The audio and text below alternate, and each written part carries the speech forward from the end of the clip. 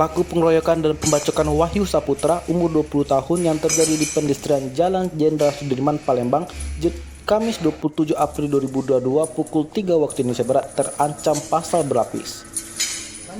Kasat Reskrim Polrestabes Palembang Kompol Tri Wahyudi mengungkapkan dua pelaku Ismu Hamidi umur 20 tahun dan HR diamankan di daerah Jalan Radial Kecamatan Bukit Kecil Palembang Rabu 27 April 2022 kemarin. Sedangkan dua pelaku lainnya berinisial NL dan NF diamankan di Jalan Paras Beswara, Kecamatan Ilir Barat 1, Palembang pada hari yang sama.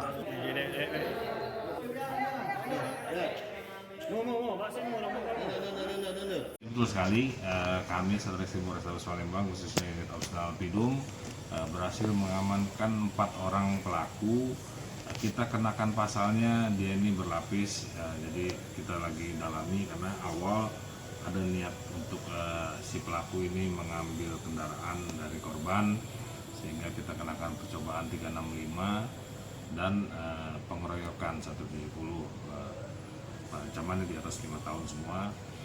Korban, alhamdulillah kondisi korban saat ini masih dirawat di rumah sakit dan sudah stabil, tapi memang mengalami banyak luka, ya, ada kena juga siram cuka parah, ada beberapa luka bacokan.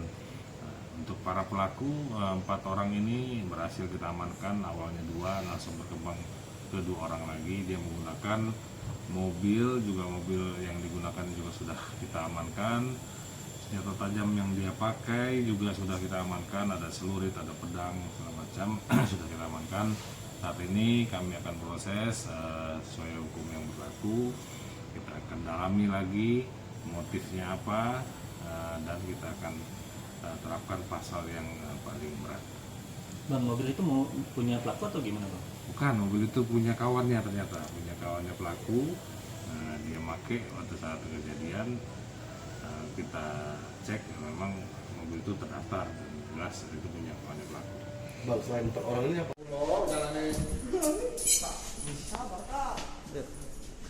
Main jalan-jalan terus.